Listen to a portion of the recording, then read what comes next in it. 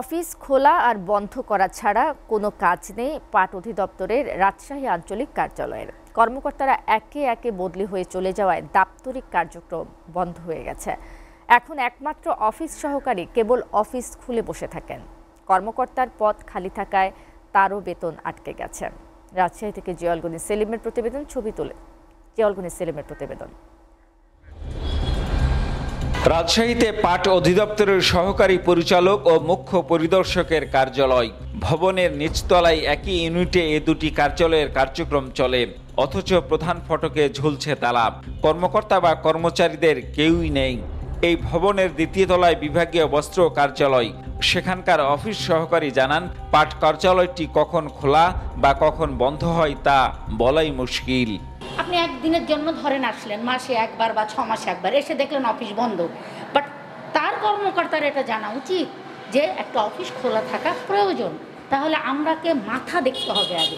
তবে দীর্ঘ অপেক্ষার পর তালা খুললেন অফিস সহকারী সৈকত হোসেন। তিনি ছাড়া এই অফিসে আর কোনো কর্মকর্তা বা কর্মচারী নেই। মুখ্য পরিদর্শক সিরাজুল ইসলাম বদলি হয়ে গেছেন গত বছরের 28 নভেম্বর, আর সহকারী পরিচালক সাইফুর রহমান বদলি নিয়ে রংপুর চলে গেছেন 10 এপ্রিল। ফলে প্রায় 1 মাস ধরে দাপ্তরিক সকল কার্যক্রমই বন্ধ। এমনকি জরুরি চিঠিপত্র এলেও তা পড়ে থাকে, খোলারও কেউ নেই। স্যার বদলি হওয়ার পরে তো আর কেউ নাই, আমারই থাকতে হয় সারাদিন। এখন চিঠিপত্র আসলে আমি রিসিভ বন্ধ করতে পারি। চিঠিপত্র আসবে, এটার উত্তর বা কোনো কিছু কার্যক্রম এগুলো তো স্যার করবে। এমন পরিস্থিতিতে অফিস খুলে বসে থাকা ছাড়া আর কোনো কাজ নেই অফিস সহকারীর। কর্মকর্তা না থাকায় অফিস ভবনের ভাড়া বাকি পড়েছে, আটকে গেছে অফিস সহকারীর বেতনও।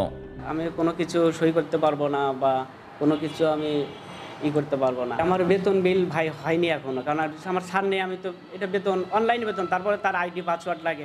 যদিও পাট অধিদপ্তরের দাবি রাজশাহীর দাপ্তরিক কার্যক্রম বন্ধ নেই, তবে কর্মকর্তা পদায়নে মন্ত্রণালয়ে ইতিমধ্যে প্রস্তাব পাঠানো হয়েছে।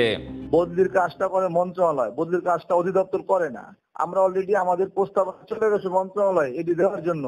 হয়তো আমরা এই সপ্তাহে অর্ডার পেয়ে যাবো, অর্ডারটা আমরা পাবো। রাজশাহী আঞ্চলিক পাট কার্যালয়ের অধীনে চাঁপাইনবাবগঞ্জ, নওগাঁ, নাটোর, পাবনা ও সিরাজগঞ্জ কার্যালয়ের কার্যক্রম তদারকি করা হয়ে থাকে। জিয়াউল গনি সেলিম, এসএটিভি, রাজশাহী।